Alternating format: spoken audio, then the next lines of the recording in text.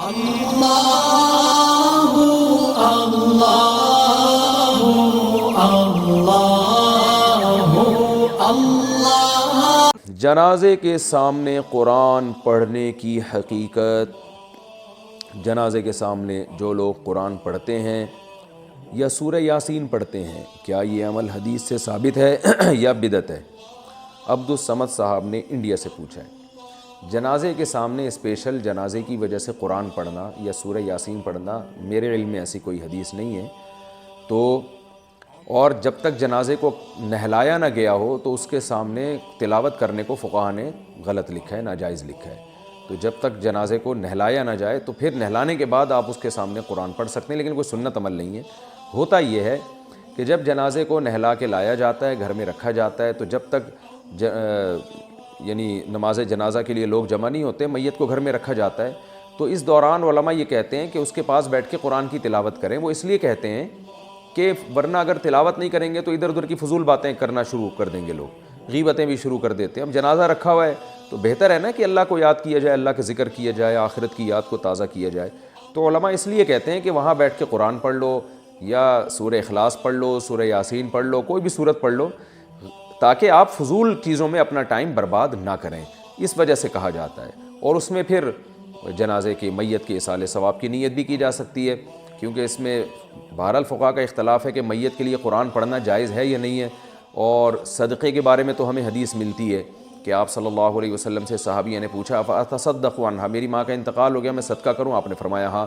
تو جمہور علماء نے اس سے استدلال کیا کہ جب صدقہ بھی ایک نیکی ہے تو وہ نیکی پہنچائی جا سکتی ہے میت کو، تو اس میں ایک علامت بیان کی ہے کہ کوئی بھی نیک عمل پہنچایا جا سکتا ہے، تو قرآن کی تلاوت بھی نیک عمل ہے۔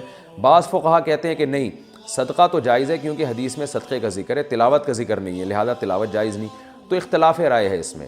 بر صغیر میں چونکہ فقہ حنفی کو فالو کیا جاتا ہے، اور میری رائے میں فقہ حنفی کی دلیل بہت مضبوط ہے، کیونکہ احادیث میں آپ صلی اللہ علیہ وسلم نے ہمیشہ اصول یہ رہا ہے کہ جزئیے کے ضمن میں کلیات سکھائے جاتے ہیں۔ جیسے قرآن میں آتا ہے نا لا تقل لہما اف، ماں باپ کو اف مت کرو، تو یہ ایک مثال ہے، مطلب یہ کہ تکلیف نہ دو۔ تو اسی طرح جو حدیث میں آتا ہے صدقہ کر سکتے ہو میت کے لیے، تو ایک مثال ہے، مطلب یہ کہ کوئی بھی نیکی کی جا سکتی ہے۔ اور دوسری بات یہ کہ حنفیہ کا جو قول ہے نا، اس میں ذرا وسعت زیادہ ہے، اللہ کی رحمت کو آپ پھیلا دیتے ہیں کہ بھئی اگر میت کے لیے تلاوت بھی جائز ہونے کا ہم فتویٰ دیں گے تو اس سے اس بہانے لوگ تلاوت کریں گے، ثواب حاصل کریں گے، اور اللہ سے امید ہے کہ اللہ اس میت کو ثواب پہنچائے گا، تو اچھا ہے نا، اللہ کی رحمت سے اچھی امیدیں لگائیں۔ تو ویسے بھی شریعت کا مزاج ہے کہ جس چیز میں رحمت والا عنصر غالب ہو اس قول پہ آپ کو فتویٰ دینا چاہیے، یہ ہماری رائے ہے۔ اگر کوئی اس سے اختلاف کرتا ہے تو وہ اس کا اپنا مسئلہ ہے۔ تو اس لیے جنازے کے پاس قرآن پڑھنا الگ سے کوئی اس کی فضیلت ہمارے علم میں نہیں ہے حدیث میں، لیکن کہا اس لیے جاتا ہے کہ وہاں بیٹھ کے ادھر ادھر کی باتیں کرنے سے بہتر ہے کہ آپ قرآن پڑھ لیں۔ البتہ قرآن خوانی میت کے لیے یہ جائز نہیں ہے، کیونکہ قرآن خوانی کو کہتے ہیں کہ لوگوں کو قرآن پڑھنے کے لیے جمع کرنا۔ تو قرآن پڑھنے کے لیے جو جمع ہے نا، تو اجتماعی عمل کے لیے ثبوت ضروری ہے، یہ خوب ذہن میں رکھیں۔ جیسے آپ اپنے طور پر 2 نفل کبھی بھی پڑھ لیں، جائز ہے، لیکن اگر آپ لاؤڈ سپیکر میں اعلان کرتے ہو یا کارڈ چھپواتے ہو یا منادی کراتے ہو آؤ میں اشراق کے 2 نوافل پڑھ رہا ہوں، تمام حضرات سے گزارش ہے کہ مسجد میں آ جائیں، اب یہ اجتماعی عمل بن گیا، یہ بدعت ہو جائے گا۔ تو اجتماع کے لیے آپ کو دلیل کی ضرورت ہے، اس لیے علماء کہتے ہیں کہ اجتماعی قرآن خوانی یہ بدعت عمل ہے، کیونکہ یہ ایصال ثواب کے لیے آپ ایک عبادت کر رہے ہیں، اور اجتماعی سطح پہ تو ہمیں نہیں ملتا صحابہ کرام میں کہیں کسی نے کبھی اجتماع کیا ہو۔ حضرت ابو بکر کا انتقال ہوا، کہیں نہیں ملتا کہ حضرت عمر نے تمبو لگایا ہو اور سب لوگوں کو جمع کر کے ان کی قرآن خوانی کی ہو۔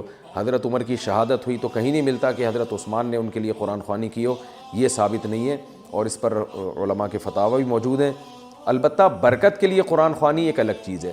برکت کے لیے یعنی مکان دکان کی برکت میں جو قرآن خوانی ہے وہ عبادت نہیں ہے، وہ از قبیل رقیہ ہے، رقیہ دم، تو اس کے لیے ثبوت کی ضرورت نہیں ہے۔ لیکن بہرحال بعض علماء اس کو بھی بدعت اس لیے کہتے ہیں، بدعت تو نہیں یعنی بدعت کی تائید کا ذریعہ بنتی ہے۔ تو بعض علماء کہتے ہیں کہ اس زمانے میں برکت کے لیے بھی قرآن خوانی نہیں کرنی چاہیے، بلکہ برکت کے لیے گھر کے اپنے لوگ مل کے قرآن پڑھ لیں یا نماز پڑھ لیں یا دعا مانگ لیں۔